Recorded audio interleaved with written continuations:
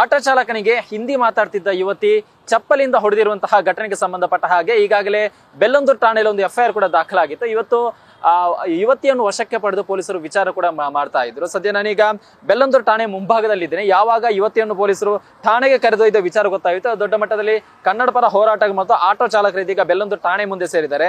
But ಇದುವರೆಗೂ ಕೂಡ ಪೊಲೀಸರು ಅರೆಸ್ಟ್ ವಿಚಾರವಾಗಿ ಯಾವುದೇ ರೀತಿ ಅಧಿಕೃತವಾದ ಮಾಹಿತಿಯನ್ನು ನೀಡಿಲ್ಲ. ಸದ್ಯಕ್ಕೆ ಈ ಠಾಣೆಯ ಮುಂದೆ ಕನ್ನಡ ಪರ ಹೋರಾಟಗಾರರು ಮತ್ತು ಆಟೋ ಚಾಲಕರು ಇದ್ದಾರೆ. ಅವ್ರನ್ನ ಮಾತನಾಡಿಸ್ಕೊಂಡು ಹೋಗ್ತೀನಿ.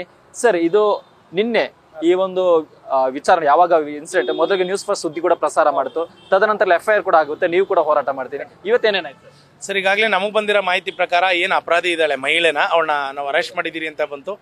ಅರೆಸ್ಟ್ ಮಾಡಿದ್ದೀರಿ ಅಂದರೆ ಯಾಕೆಂದರೆ ಎಲ್ಲ ಬೇಲಬಲ್ ಕೇಸ್ಗಳು ಇರೋದ್ರಿಂದ ಅವ್ರನ್ನ ತನಿಖೆಗೆ ಒಳಪಡಿಸಿದ್ರು.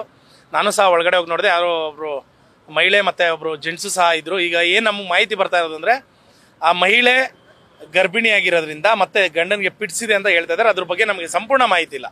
ಹಾಗಾಗಿ ಅವ್ರನ್ನ ತನಿಖೆಗೆ ಒಳಪಡಿಸಿದ್ರು. ಈಗಾಗಲೇ ಅವ್ರನ್ನ ಇಲ್ಲಿ ಸ್ಟೇಷನಲ್ಲಿ ಯಾವ ರೀತಿಯಾದಂಥ ಪ್ರೊಸೀಜರ್ ನಡೆಬೇಕು ಅದನ್ನು ನಡೆಸ್ಬಿಟ್ಟು ಅವ್ರನ್ನ ಕಳಿಸ್ಕೊಟ್ಟಿದ್ದಾರೆ. ಈಗ 4 ಗಂಟೆಗೆ ಏನು ನಿನ್ನೆ ಹಲ್ಲೆ ಆಗಿತ್ತು, ಲೋಕೇಶ್ ಅವರು 4 ಗಂಟೆಗೆ ಇಲ್ಲಿ ಬರ್ತೀನಿ ಅಂತ ಹೇಳಿದ್ದಾರೆ. ಆ ವಿಚಾರವಾಗಿ 4 ಗಂಟೆ ಗಂಟ ಸಹ ನಾವು ಸಹ ಲೋಕೇಶ್ ಬರೋ ಗಂಟ ಇಲ್ಲಿದ್ದು ಮುಂದೇನಾಗುತ್ತೆ ಅನ್ನೋದನ್ನ ನೋಡ್ಬೇಕು ಅಂತ ಕಾಯ್ತಾ ಇದೀರಿ ಸರ್. ಸರ್, ಇನ್ಸಿಡೆಂಟ್ ಆದ್ಮೇಲೆ ಲೋಕೇಶ್ ಜೊತೆ ಮಾತಾಡಿದ್ರು, ಅವ್ರು ಏನಂತಾರೆ ಸರ್? ಸರ್, ಸತತವಾಗಿ ನಮ್ಮ ಜೊತೆ ಸಂಪರ್ಕದಲ್ಲಿದ್ದಾರೆ. ಈಗಾಗಲೇ ಅವ್ರ ಮನಸ್ಸಿಗೆ ಬಹಳ ನೋವಾಗಿದೆ. ಯಾಕೆಂದ್ರೆ ಸಾರ್ವಜನಿಕವಾಗಿ ಹಲ್ಲೆ ಮಾಡೋ ಅಂಥದ್ದು ಏನೋ ಕೈಯಲ್ಲೋ ಏನೋ ಹೊಡೆದ್ಬಿಟ್ರೆ ಬಿಡಿ, ಏನೋ ಹೊಡೆದ್ರು ಏನೋ ತಪ್ಪಾಗಿದೆ ಅನ್ಬೋದು. ಆದ್ರೆ ಚಪ್ಲಿಲಿ ಅಷ್ಟು ಜನ ಸಾರ್ವಜನಿಕರಿದ್ದಾಗ ಹೊಡೆದ್ರೆ ಒಬ್ಬ ಗಂಡಿನ ಬೆಲೆ ಅವನು ತಿರುಗಿಸಿ ಹೊಡಿಬೋದಿತ್ತು. ಆದ್ರೆ ಈಗಾಗಲೇ ಆಟೋ ಚಾಲಕನ ಕೆಟ್ಟವರನ್ನ ಒಂದು ಸಂದರ್ಭದಲ್ಲಿ ನಾವ್ ಈ ರೀತಿ ಹಲ್ಲೆ ಮಾಡೋದ್ರಿಂದ ಸಾರ್ವಜನಿಕವಾಗಿ ಬೇರೆ ಸಂದೇಶ ಹೋಗುತ್ತೆ ಅಂತ ಯಾವುದೇ ಕಾರಣಕ್ಕೂ ಹಲ್ಲೆ ಮಾಡಿಲ್ಲ.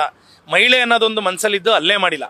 ಹಾಗಾಗಿ ಅವನ ಒಂದು ತಾಳ್ಮೆಗೆ ನಾವೆಲ್ಲರೂ ಸಹ ಸೆಲ್ಯೂಟ್ ಮಾಡಬೇಕು. ಯಾರೋ ಬೇರೆ ರೀತಿಯ ಇನ್ನೂ ದೊಡ್ಡ ಗಲಾಟೆ ಆಗೋದು ಅಥವಾ ಅಲ್ಲಿ ಹಲ್ಲೆ ಮಾಡೋ ಅಂಥದ್ದಾಗೋದು ಬೇರೆ ಥರ ಆಗೋದು.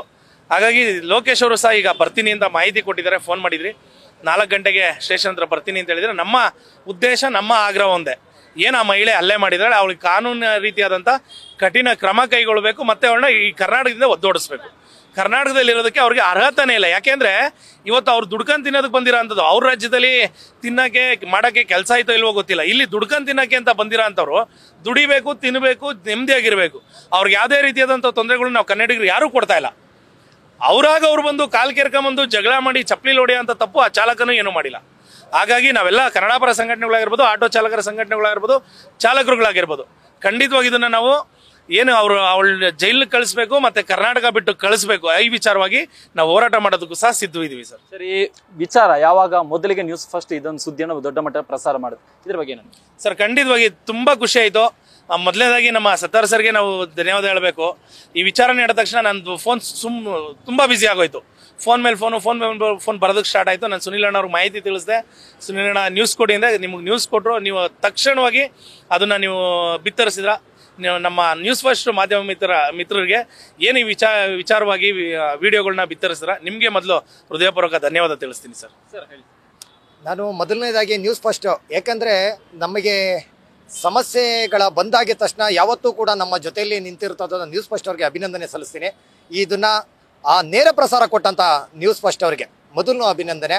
ಇದನ್ನು ದೊಡ್ಡ ಮಟ್ಟಕ್ಕೆ ಇಡೀ ಕರ್ನಾಟಕಕ್ಕೆ ಗೊತ್ತಾಗೋದಕ್ಕೆ ಮೊದಲನೇ ಕಾರಣ ನ್ಯೂಸ್ ಫಸ್ಟ್ ಅವರು. ಹಾಗೆ ನಮ್ಮ ಚಾಲಕನಿಗೆ ಏನು ಇವತ್ತು ಈ ದುರ್ಘಟನೆ ನಡೆದಿದೆ, ಇಡೀ ನಮ್ಮ ಚಾಲಕರ ವರ್ಗಕ್ಕೆ ಅಲ್ಲ, ಇಡೀ ನಮ್ಮ ಕರ್ನಾಟಕಕ್ಕೆ ಇದು ಅಪಮಾನ. ನಾವು ಇಲ್ಲಿ ಬಂದಂಥ ಎಷ್ಟೋ ಈ ಪರಭಾಷಿಕರಿಗೆ ಇವತ್ತವರೆಗೂ ಒಬ್ಬ ಚಾಲಕ ಅವ್ರಿಗೆ ಯಾವ ಭಾಷೆ ಬೇಕೋ ಆ ಭಾಷೆಯಲ್ಲಿ ಸರ್ವಿಸ್ ಕೊಟ್ಟಿದ್ದಾನೆ. ಅವನಿಗೆ ತೆಲುಗು ಬರಲ್ವಾ, ತೆಲುಗಲ್ಲಿ ಮಾತಾಡ್ತಾನೆ, ಹಿಂದಿ ಬರಲ್ವಾ, ಹಿಂದಿಲಿ ಮಾತಾಡ್ತಾನೆ. ಇಷ್ಟು ನಾವು ಸಹಕಾರ ಕೊಟ್ಟರೂ ಕೂಡ ಇವತ್ತೊಂದು ದಿನ ನನ್ನ ಚಾಲಕನ ಮೇಲೆ, ನನ್ನ ವರ್ಗದ ಮೇಲೆ ಆಗಿರುವಂಥ ಅನ್ಯಾಯ ಇದು ದೊಡ್ಡ ಮಟ್ಟದಲ್ಲಿ ಇದನ್ನ ನಾವು ಖಂಡಿಸ್ತಾ ಇದ್ದೀವಿ. ಇದು ದೊಡ್ಡ ಮಟ್ಟದಲ್ಲಿ ಖಂಡಿಸ್ತಾ ಇದ್ದೀವಿ. ಇದನ್ನ ದೊಡ್ಡ ಮಟ್ಟದಲ್ಲಿ ಈ ಕಾನೂನು ಕೂಡ ಇವು ಸುವ್ಯವಸ್ಥೆಯನ್ನ ಹದಗೆಡ ಆಗ್ತಾ ಇರೋದೇ ಈ ಪರಭಾಷೆಯರಿಂದ. ಇಲ್ಲಿ ನೋಡಿ, ನೀವು ಬೇಕಾದ್ರೆ ಸಾಯಂಕಾಲ 12 ಗಂಟೆ 1 ಗಂಟೆ ರಾತ್ರಿಯಲ್ಲಿ ನೋಡಿ, ಹೆಣ್ಮಕ್ಳುಗಳು ಸಿಗರೇಟ್ ಸೇದ್ಕೊಂಡು 120 ಆಗಿ ಮಾಡ್ತಾ ಇದ್ದಾರೆ. ಆದ್ರಿಂದ ದಯವಿಟ್ಟು ಕಾನೂನು ಕ್ರಮ ಜರುಗಿಸಬೇಕು. ನ್ಯೂಸ್ ಫಸ್ಟ್ ಇಂದ ದೊಡ್ಡ ಮಟ್ಟದಲ್ಲಿ ನ್ಯಾಯ ಸಿಗಬೇಕು ಅಂತ ಕೇಳ್ಕೊತಾ ಇದ್ದೀನಿ. ಇವಿಷ್ಟು ಆಟೋ ಚಾಲಕರ ಮಾತು. ಅಂದ್ರೆ ಯಾರು ಈ ರೀತಿಯ ಚಪ್ಪಲಿಯಲ್ಲಿ ಹೊಡೆದ್ಲು ಆಕೆಯನ್ನು ಕರ್ನಾಟಕದಿಂದಲೇ ಗಡಿಪಾರು ಮಾಡಬೇಕು ಅನ್ನೋ ಆಗ್ರಹವನ್ನು ಇದೀಗ ಆಟೋ ಚಾಲಕರು ಇಟ್ಟಿದ್ದಾರೆ. ಕ್ಯಾಮರಾ ಪರ್ಸನ್ ಮಧು ಜೊತೆ ಸತ್ತ, ನ್ಯೂಸ್ ಫಸ್ಟ್ ಬೆಂಗಳೂರು.